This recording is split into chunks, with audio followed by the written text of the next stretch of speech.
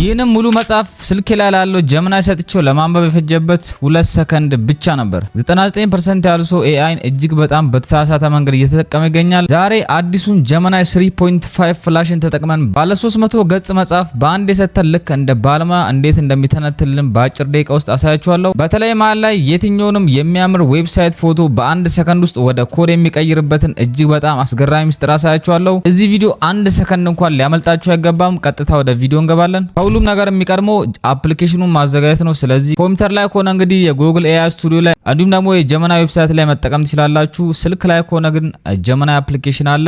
አንድሮይድም አይኦኤስም ላይ ይሰራል ማለት ነው። ፕሌይ ስቶር ወይም ጉግል ስቶር ላይ ገብታችሁ ጀሚናይ ብላችሁ ሰርች በማድረግ በቀላሉ ዳውንሎድ ማድረግ ትችላላችሁ። ከዛም ዳውንሎድ ካደረጋችሁት በኋላ የራሳችሁን ጂሜል አካውንት በመጠቀም ሳይን አፕ ታደርጋላችሁ ማለት ነው። የትኛውንም አፕሊኬሽን እንደምትጠቀሙት እጅግ በጣም ቀላል ነው ሳይን አፕ አደራረጉ። ከዚህ በፊት ሙሉ የጀሚናይን ኮርስ ስለሰጠው እዛ ላይ ገብታችሁ መመልከት ትችላላችሁ። አሁን ወደ ዋናው ትምህርታችን ከመግባታችን በፊት ጀሚናይ 3.5 ፍላሽ ከሌሎቹ ሞዴሎች ምን ለየት ያደርገዋል የሚለውን አጠር አድርጌ ነግራችኋለሁ። እዚህ በፊት የነበሩት የጀሚናይ ሞዴሎችና አሁን የመጣው 3.5 ፍላሽ ላይ እጅግ በጣም ትልቁ ልዩነት ምንድነው ካላችሁኝ ማሰብና መፈጸም ወይም ሪዝኒንግ እና አክሽን ላይ ነው። የመጀመሪያውና እጅግ በጣም ትልቁ ልዩነት ፍጥነት ነው ማለት ነው። ከዚህ በፊት ከነበሩት ሞዴሎች ይሄኛው እጅግ በጣም ፈጣን ነው። the flash speed ብሎ ነው እንግዲህ የሰየሙት። እንደ ስሙ ጀሚናይ 3.5 ፍላሽ ከቀደምት ሞዴሎች በ4 እጥፍ ይበልጣል ማለት ነው። አስቡት ከዚህ በፊት የነበሩትን መልስ ሲሰጧቸው የነበሩትን ሞዴሎች እነ 2.5 እንዲሁም ደግሞ ጀሚናይ 3ን አይታችሁ ይሆናል ብዬ ተስፋ አደርጋለሁ። ከነዛ በ4 እጥፍ ነው ማለት ነው የኛው የሚበልጠው። ይህም ማለት አንድ ትልቅ መጽሐፍ ወይም ረጅም ቪዲዮ ሰጣችሁት የቆያችሁት ለደቂቃዎች ሳይሆን ለሰከንዶች ብቻ ነው። እጅግ በጣም በሚገርም ፍጥነት ሪዛልቱን ይሰጣችኋል ማለት ነው። እናንተም ገብታችሁ መሞከር ትችላላችሁ። ሁለተኛው ደግሞ የማይገደብ አቅም ወይም ደግሞ ማሲቭ ኮንቴክስት ይባላል። አንዳንዴ ረጃጅም ፋይሎችን ለኤአይ ሞዴሎች ስትሰጡ እኔ ከዚህ በፊት እንግዲህ ቻት ጂፒቲ ላይ ሞክሬዋለሁ። በጣም ረጅም የሆኑ ጽሁፎችን በምትሰጡበት ሰዓት ላይ ምን ብሎ ነው ይመልስላችሁ? ይህ ሞዴል የሰጣችሁ ቴክስት እጅግ በጣም ረጅም ስለሆነ ለጊዜው መልሱ ሊሰጣችሁ አይችልም እያለ ነበር ከዚህ በፊት መልስ የሚሰጠን። አሁን ግን አዲሱ ጀሚናይ 3.5 ፍላሽ 1 ሚሊዮን ቶክን ወይም ደግሞ እስከ 700,000 የሚደርሱ ቃላትን በአንድ ጊዜ መያዝ ይችላል። ይህም እጅግ በጣም አስገራሚ ነው ማለት ነው። 700,000 ቃላትን ድረስ ሰጣችሁት መልሶችን በቀላሉ ማግኘት ትችላላችሁ። የምትፈልጉትን አይነት ረጃጅም መጽሐፎች ሰጣችሁት ያንን መጽሐፍ በ5 ቡሌት ፖይንት ገለጽልኝ ብላችሁ እንኳን ብትጠይቁት በቀላሉ እንግዲህ ያንን መጽሐፍ ዘርዝሮ ያስቀምጥላችኋል። ይህም እጅግ በጣም ትልቁ ለውጥ ነው። በሌላ ሐሳብ ደግሞ ስታስቡት ይህ ማለት ከልጅነት እስከ አዋቂነት የጻፋችሁት ማስታወሻ ወይም የመላው አመቱን የኩባንያ ሪፖርት በአንድ የሰጣችሁት ትንተና ማግኘት ትችላላችሁ። ሁላችሁም ገብታችሁ መሞከር ትችላላችሁ። ሁለተኛው ትልቁ ልዩነት እዚህ ጋር ነው። ሶስተኛው ደግሞ የተግባር ወይም ደግሞ ኤጀንቲክ ካፓቢሊቲ ነው። ይሄኛው በጣም ወሳኙ ነው። አሮጌው ኤአይ ወይም ደግሞ ከዚህ በፊት የነበሩት ጀሚናይ ሞዴሎች ይህን ነገር መፈጸም አይችሉም ነበረ። ጀሚናይ 3 ፍላሽ ግን እንደ ስራ አስፈጻሚ ወይም ደግሞ እንደ ኤክስኪዩተርን መጠቀም ትችላላችሁ። ይህ ምን ማለት እንደሆነ በምሳሌ ነግራችኋለሁ። ለምሳሌ የሆነ ፕሮምፕት ሰጣችሁት ወይም የሆነ ትዕዛዝ ሰጣችሁት ይህንን የቢዝነስ እቅድ ተንትንልኝ ብላችሁ ብቻ መተው የለባችሁ ማለት ነው።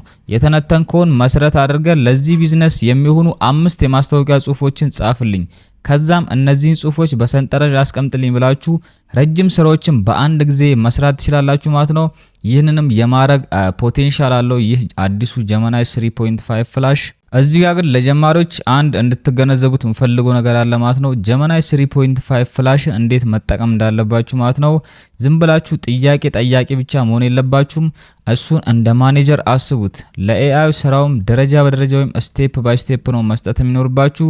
ዛሬ የምናየው የአርቲሲኤፍ ፎርሙላ ወይም ደግሞ ሮል፣ ታስክ፣ ኮንቴክስት እና ፎርማት ደግሞ ኤአዩ ምን መሆን እንዳለበት ምን መስራት እንዳለበት የትኛው መረጃ ላይ እንደሚያተኩርና ውጤቱ ምን እንደሚመስል በትክክል የምንነግርበት ሚስጥር ነው። ስለዚህ አሁን ወደ መጀመሪያው ተግባራዊ ሞጁል እናልፋለን። ከዚህ በኋላ የምነግራችሁ እያንዳንዱ ነገር በምሳሌ ነው ማለት ነው። ምንም አይነት ወሬዎች የሉትም። ቀጥታ ወደ ምሳሌዎችና እንዴት ኤአይውን ወይም እንዴት ጀሚናይ 3.5 ፍላሽን በትክክልና በአግባቡ መጠቀም እንዳለባችሁ ከነ ምሳሌ አሳያችኋለሁ። የትኛውንም የኤአይ ቻትቦት በምትጠቀሙበት ሰዓት እጅግ በጣም ማገናዘብ ወይም ደግሞ ከግንዛቤ ውስጥ ልታስገቡት የሚገባው አንድ ትልቅ ሚስጥር አለ ማለት ነው። ትዕዛዞችን በምትሰጡበት ሰዓት ላይ ዝም ብላችሁ እንደሌላው ሰው ቀጥታ ጥያቄ መጠየቅ የለባችሁም። አሁን የምነግራችሁን ፎርሙላ የግድ መጠቀም ይኖርባችኋል ማለት ነው። RTCF ይባላል። ይህም ሮል፣ ታስክ፣ ኮንቴክስት እና ፎርማት ይባላሉ። እነዚህንም አንድ ባንድ ዝርዝር እነግራችኋለሁ። የመጀመሪያው R ወይም ደግሞ ሮል ሚና ማለት ነው። ይህ ቻትቦት ምን አይነት ባለሙያ እንዲሆን ትፈልጋላችሁ የሚለውን የምትመልሱበት ነው። ለምሳሌ የዩቲዩብ ስትራቴጂስት፣ ዶክተር፣ የቢዝነስ አማካሪ መስሎ እንዲያናገረን እንፈልጋለን ብላችሁ እዚህ ጋር ሮሉን ወይም ሚናውን የምትሰጡበት ፓርት ነው። ስለዚህ በጣም ጥንቃቄ ልታደርጉ ይገባል። ዝም ብላችሁ ጥያቄ ከመጠየቅ ይልቅ ሚናውን ትሰጡታላችሁ ማለት ነው። አንተ እንዲህ እንድታረግልኝ ፈልጋለሁ ብላችሁ ሚና ትሰጡታላችሁ። ወደ ሁለተኛው ስናልፍ ቲ ወይም ደግሞ ታስክ፣ በአማርኛው ደግሞ ተግባር የምንለው ማለት ነው። ይህም ልክ እንዲሰራላችሁ የፈለጋችሁት ዋና ስራ ምንድን ነው የሚለውን ጥያቄ የሚመልስበት ቦታ ነው ማለት ነው። ለምሳሌ ተግባሩ ምንድን ነው የሚለውን እንሰጧለን። ሮሉ ላይ ወይም ሚናው ላይ አንተ የዩቲዩብ ስትራቴጂስት ነህ ብለህ ከሰጠነው እንዲሰራልን የምንፈልገውን ስራ ደግሞ አስከትለን እንሰጠዋለን ወይም ታስኩን እንሰጠዋለን። እነዚህንም አንድ ባንድ በምሳሌ እሰጣችኋለሁ። ሶስተኛ ላይ ደግሞ በጣም ማስተዋወስ ሲኖርብን ሲ ወይም ኮንቴክስት ነው። በአማርኛው ሁኔታ ማለት እንችላለን። ለስራው የሚያስፈልገው ገደብ፣ ዳራ ወይም ደግሞ ተጨማሪ መረጃ ምንድን ነው? እዚህ ጋር መመለስ ያለብን ይሄኛው ነው ማለት ነው። ኮንቴክስት ልንሰጠው ይገባል። ዝም ብለን ጥያቄ ከመጠየቅ ይልቅ ኮንቴክስቱን በትክክል ማስረዳት ይኖርብናል። አራተኛና የመጨረሻው ደግሞ ኤፍ ወይም ፎርማት፣ ይህም ደግሞ ቅርጹን የምንሰጥበት ነው። ይህ AI እንዲሰጠን የምንፈልገው ምላሽ ምን አይነት መዋቅር ሊኖረው ይገባል የሚለውን እዚህ ጋር እናስቀምጥላታለን። ለምሳሌ በነጥብ ያስቀምጥልን፣ ቡሌት ፖይንት፣ በሰንጠረዥ ደግሞ በኮድ ብሎክ እንዲቀመጥላችሁ ከፈለጋችሁ እዚህ ጋር ነው ትዕዛዝ የምትሰጡት። ስለዚህ አሁን የነገርኳችሁን ፎርሙላ በመጠቀም አንድ ምሳሌ አብረን እናያለን። ቀጥታ ወደ ጀምናይ አፕሊኬሽናችሁ በመግባት አሁን የምነግራችሁን እያንዳንዱ ነገር ትጽፋላችሁ ማለት ነው። ከፈለጋችሁም እዚህ ስክሪን ላይ ያስቀምጥላችኋለሁ። እያንዳንዱን ሮሉን፣ ታስኩን፣ ኮንቴክስቱና ፎርማቱን እየነገርኳችሁ ሄዳለሁ ቀለል እንዲላችሁ። ስለዚህ እናንተም በዛ መልኩ ወደ ራሳችሁ ሐሳብ ቀይራችሁ መጠየቅ ትችላላችሁ። የፕሮምፕት ቦክሱ ላይ የምንሰጠውን አሁን ነግራችኋለሁ። ከሮሉ ስንጀምር አንተ ልምድ ያለህ የዩቲዩብ ስትራቴጂስት ነህ ብለን እንሰጠዋለን። ይህ ደግሞ ሮሉ ነው ማለት ነው። የመጀመሪያው ሚናውን የምንሰጥበት በዚህ መልኩ ነው። የዩቲዩብ ቻናሌን ሊያሳድጉልኝ የሚችሉ 3 መሰረታዊ ስልቶችን ጻፍልኝ እለዋለሁ። ይሄኛው ታስክ ምንለው ነው ማለት ነው። እኔ እንዲህ እየከፋፈልኩም ነግራችሁ እንዲገባችሁ ነው። ቴክስቱን አንዴ ነው ኮፒ አድርጋችሁ የምትሰጡት። ኮንቴክስቱ ደግሞ ይህንን የምትጽፈው አዲስ ለሚጀምርና ምንም ኤዲቲንግ ለማያቅ ጀማሪ ሰው ነው። ቋንቋውንም ቀላል አማርኛ ይሁን። ኮንቴክስቱ ይህን ይመስላል። የመጨረሻው ፎርማቱ ደግሞ እያንዳንዱን ስልት በአንድ አጭር አንቀጽ ወይም ፓራግራፍ በነጥብ አስቀምጥልኝ። ስለዚህ እያንዳንዱን ነገር አሁን ሰጥቻለሁ ማለት ነው። ቀደም የነገርኳችሁን ፎርሙላዎች እዚህ ጋር በተግባር አሳይቻችኋለሁ። ምን አይነት መልስ ይሰጠናል የሚለውን አብረን እናያለን። ተመልከቱት። እንግዲህ ፍጥነቱ ብቻ ሳይሆን የጽሁፍ ጥራት እንዴት ግልጽ እንደሆነ አያችሁት።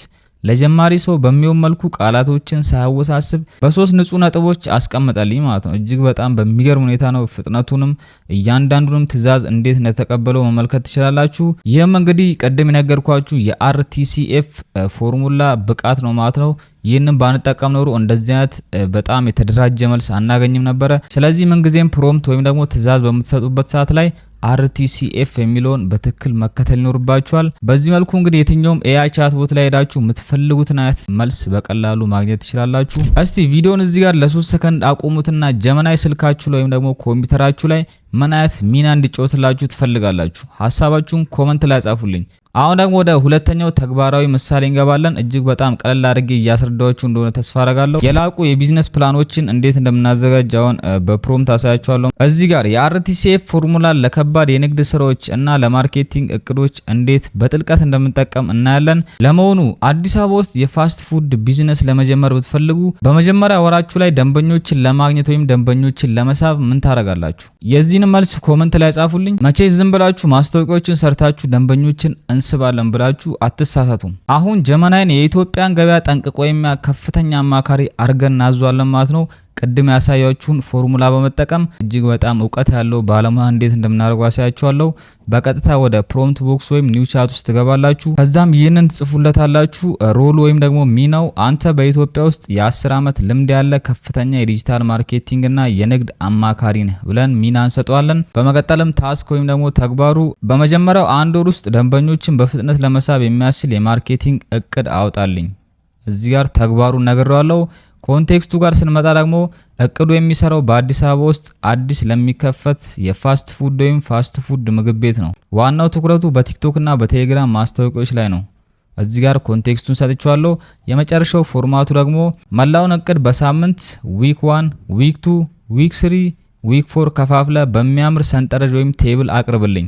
ስለዚህ እዚህ ጋር እጅግ በጣም የሚገርም ፕሮምፕት ወይም ደግሞ ትእዛዝ ነው ማለት ነው የሰጠነው። ምን አይነት መልሶችን እንደሚሰጠን አሳያችኋለሁ። እንን ካረግን በኋላ ኢንተርን ስንጫን እንደምታዩት በሚገርም ፍጥነት እንግዲህ የምንፈልገውን አይነት ውጤት ሰጥቶናል። ምንም አይነት ልፋት ሳታረጉ ቤታችሁ ቁጭ ብላችሁ ስልካችሁን ወይም ደግሞ ኮምፒውተራችሁን በመጠቀም እንደዚህ አይነት የቢዝነስ ፕላኖችን በቀላሉ ማዘጋጀት ትችላላችሁ። ይህ እንግዲህ ቴክኖሎጂ ያመጣልን እጅግ በጣም ትልቅ ገጸ በረከት ነው። ይህንን እንግዲህ ሁላችሁም ገብታችሁ መሞከር ትችላላችሁ። የምትፈልጉትን አይነት ቢዝነስ እያስገባችሁ አሁን የሰጧችሁን ፕሮምፕት በቀላሉ መጠቀም ትችላላችሁ። እነዚህንም ፕሮምፕቶች ቴሌግራም ቻናል ላይ አስቀምጥላችኋለሁ። የቴሌግራም ቻናሉንም ሊንክ እዚህ ዲስክሪፕሽን ላይ አስቀምጥላችኋለሁ። አሁን ደግሞ መግቢያ ላይ ነገርኳችሁን የአዲሱን ጀመናይ 3.5 ፍላሽ ትልቁን አቅም እንመለከታለን። ይህም እንግዲህ የ300 ፔጅ ወይም ደግሞ ከዛ በላይ ያለ መጽሐፍ ፒዲኤፍ እንጭንለታለን። ከዛም ያንን ፒዲኤፍ እንዴት በቀላሉ እንደሚያስረዳን አሳያችኋለሁ። ፕሮምፕቶቹንም ምን እንደሚመስሉ እዚህ ጋር አንድ ባንድ ነግራችኋለሁ። የመጀመሪያው ተግባራዊ ምሳሌ እንግዲህ በትምህርትም ሆነ በስራ ቦታ ትልልቅ ባለ 50 ወይም ደግሞ 300 ገጽ የእንግሊዘኛ ሰነዶችን በቴሌግራም ይላኩልናል። አንብባችሁ ማጠቃለያውን አንጡ እንባላለን። አሁን ግን ያንን ሰልችቶን የነበረውን ጊዜ ወደ ሰከንዶች እንቀይረዋለን። አሁንም ኒው ቻት ውስጥ እንገባለን። በመቀጠልም የፕላስ ምልክቷን በመጫን ፒዲኤፍ ፋይላችንን አፕሎድ እናደርግለታለን። ከዛም ትእዛዞቹን እንሰጣለን ወይም ፕሮምፕቱን እንሰጣለን ማለት ነው። የመጀመሪያው ሮል ወይም ደግሞ ሚናው አንተ ከፍተኛ የትምህርት ጥናት ባለሙያና ተርጓሚ ነህ። ሮሉ ይህን ይመስላል። ታስኩ ደግሞ ከዚህ አፕሎድ ከተደረገው ፒዲኤፍ ፋይል ውስጥ ዋና ዋና የሆኑትን 5 ነጥቦች ብቻ መርጣ አውጣልኝ ይላለው። ተግባሩ ይህ ነው። ኮንቴክስቱ ደግሞ ሰነዱ ሙሉ በሙሉ በእንግሊዘኛ ቢሆንም አንተ ግን ምላሹን የምትሰጠኝ ለጀማሪ ተማሪዎች በሚገባ ቀላል አማርኛ ቋንቋ ነው ብዬ ኮንቴክስት ሰጠዋለሁ። የመጨረሻው ፎርማቱ ደግሞ ቁጥር በመስጠት 1 2 3 እያንዳንዱ ነጥብ በሁለት መስመር ብቻ አጠቃለ አስቀምጥልኝ ይላለው። በዚህ መልኩ እንግዲህ ትእዛዜን ከሰጠሁት በኋላ ምን አይነት ውጤት ይሰጠኛል የሚለውን አብረን እናያለን። ይህም እንግዲህ እጅግ በጣም ለብዙዎቻችሁ ይጠቅማችኋል። እንደምታዩት መልሱን በሚገርም ሁኔታ ነው የሰጠኝ። ያን የመሰለ ትልቅ መጽሐፍ እንግዲህ በ5 ነጥብ ብቻ አጠቃሎ እዛ መጽሐፍ ውስጥ ምን እናገኛለን የሚለውን በዚህ መልኩ አስቀምጦልኛል። በሚገርም ፍጥነት በሚገርም ጥንቃቄ እያንዳንዱ ነገር በሰከንዶች እንግዲህ አንብቦት በዚህ መልኩ መልስ ሰጥቶኛል። ስለዚህ ሁላችሁም ልትጠቀሙበት ይገባል። በተለይ ተማሪዎች እንዲሁም ደግሞ የቢዝነስ ሰዎች ከሆናችሁ ይህ ነገር እጅግ በጣም ይጠቅማችኋል ማለት ነው። ረጅም ሰዓታት የሚፈጅባችሁን በሰከንዶች ውስጥ እንግዲህ በዚህ መልኩ በስልካችሁ ወይም በኮምፒውተራችሁ መጠቀም ትችላላችሁ። አሁን ደግሞ እኔ በግሌ እጅግ በጣም ያስገረመኝን ነገር ሰጣችኋለሁ። ይህም የምትፈልጉትን አይነት የዌብሳይት ወይም አፕሊኬሽን ዩዘር ኢንተርፌስ ወይም ዩአይዎችን ፎቶ አንስታችሁ እዚህ ጋር ሰጣችሁት በቀላሉ ወደ ኮድ ኮንቨርት የሚያደርግላችሁ አማራጭ አለ። እጅግ በጣም ነው የገረመኝ ማለት ነው። እዚህ ፊልድ ውስጥም ስላለው እኔ በጣም ነው የተገረምኩት። አንድ ፔጅ ኮድ ለመጻፍ ምን ያህል ጊዜ እንደሚፈጅብን ፕሮግራመሮች ታውቃላችሁ። ይህንን እንግዲህ የምንፈልገውን አይነት ወይም እኛ የወደድነውን ዩዘር ኢንተርፌስ በቀላሉ ከጉግል ላይ በመውረድ ምን አይነት ኮዶችን እንደተጠቀሙ ወይም እንደዚህ አይነት ዌብሳይት ለመስራት እንደዚህ አይነት ዩዘር ኢንተርፌሶችን ቢልድ ለማድረግ ምን አይነት ኮዶችን መጠቀም እንዳለብን እያንዳንዱን ነገር እንግዲህ ቁጭ ያደርግልናል። እሱንም አሁን በተግባር አሳያችኋለሁ። በቅድሚያ እንግዲህ ወደ ጉግል ሄጄ የምፈልገውን የዌብሳይት ዲዛይን እዚህ ጋር ዳውንሎድ አደርጋለሁ። ከዛም በመቀጠል ወደ ጀመናይ ከገባው በኋላ ፕላስ ምልክቷን በመጫን ኒው ቻት ውስጥ ማለት ነው። ሁል ጊዜ አዳዲስ ቻት እየከፈተን ነው የምንጠቀመው። ኒው ቻት ውስጥ ከገባው በኋላ ፕላስ ምልክቷን ተጭኜ ፎቶን አፕሎድ አደርግለታለሁ። ስለዚህ ነው የምፈልገው ይህንን ፎቶ ወደ ኮድ እንዲቀይርልኝ ነው። በመቀጠል የምሰጠውን ትእዛዝ አንድ ማን ነግራችኋለሁ። ሮል ወይም ሚናው አንተ የተዋጣልህ የፍሮንት ኢንድ ሶፍትዌር ዲቨሎፐር ነለዋለው። ታስኩ ደግሞ ይህንን ምስል ተመልከትና ልክ እንደዚህ የሚመስል የዌብሳይት ዲዛይን ስራልኝ ይለዋለው። ኮንቴክስቱ ኮዱ ምንም አይነት ስህተት የሌለበት ሪስፖንሲቭ፣ ይህም ማለት በስልክም በኮምፒውተርም የሚሰራ መሆን አለበት ብዬ ትእዛዝ ሰጠዋለሁ። ኮንቴክስቱን ፎርማቱ ደግሞ የመጨረሻው ንጹህ የሆነ የኤችቲኤምኤል እና የሲኤስኤስ ኮድ ብቻ ለይተ በኮድ ብሎክ ወይም ኮድ ብሎክስ ጻፍልኝ ይሏለው። ይህን የመሰለ ትእዛዝ ከሰጠሁት በኋላ ምን አይነት ውጤት ይሰጠናል የሚለውን አሳያችኋለሁ።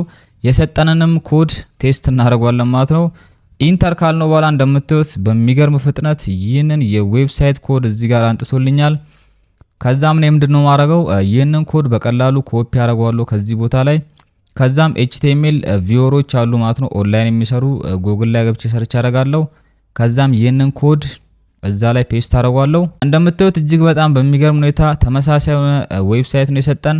ፎቶ ማስገባት ብቻ ነው ማለት ነው ከኛ የሚጠበቀው። የመጀመሪያው አይነት ዌብሳይት ከፈለገን ኮፒ ከምናረግን ኢንስፓይሬሽኖቹን ወስደን በቀላሉኛ የምናስተካክለው ነገር ማስተካከል እንችላለን። በዚህ መልኩ የምትፈልጉትን አይነት ዌብሳይት ኢንስፓይሬሽን ወስዳችሁ የምትፈልጉትን አይነት ዌብሳይቶች ደግሞ ለራሳችሁ ክሬት ማድረግ ትችላላችሁ። ይህም ለፕሮግራመሮች ወይም ለዲቨሎፐሮች በጣም ይጠቅማችኋል ብዬ ተስፋ አረጋለሁ። አሁን ደግሞ ሶሻል ሚዲያ ላይ ያላችሁ በተለይ ኮንተንት ክሬተሮች ለሆናችሁ እንዴት ይህንን ጀመናይ 3.5 ፍላሽ መጠቀም እንዳለብንና ፕሮምፕቶችን እንዴት መጻፍ እንዳለብን አሁን ነግራችኋለሁ። ለምሳሌ አንድ የዩቲዩብ ቪዲዮ ብዙ እይታ እንዲያገኝ ካስፈለገ መጀመሪያ ሰዎችን የሚስብ ርዕስና በመጀመሪያዎቹ 15 ሰከንዶች ውስጥ ሰዎችን ከቪዲዮ እንዳይወጡ ወይም ደግሞ እዛ ቪዲዮ ውስጥ እንዳይወጡ የሚያደርግ ሁክ ስክሪፕት ያስፈልገዋል። ስለዚህ በአርቲኤፍ ፎርሙላ ተጠቅመን እንዴት ይህንን እንደምናዘጋጅ ያሳያችኋለሁ። የመጀመሪያው እንግዲህ ሮሉን ስነግራችሁ ይህንንም ስታደርጉ ኒው ቻት ነው እንደነገርኳችሁ አዲስ ቻት ከፍታችሁ ነው ይህንን የምትሰጡት። ሮል ወይም ደግሞ ሚናው አንተ ከፍተኛ የቪዲዮዎች ኤክስፐርት እና የኮፒራይቲንግ ባለሙያ ነው። ታስኩ ደግሞ ሰዎችን በጣም የሚስብ የቪዲዮ ርዕሶችና የቪዲዮ መግቢያ ስክሪፕቶችን ጻፍልኝ ይሏለው።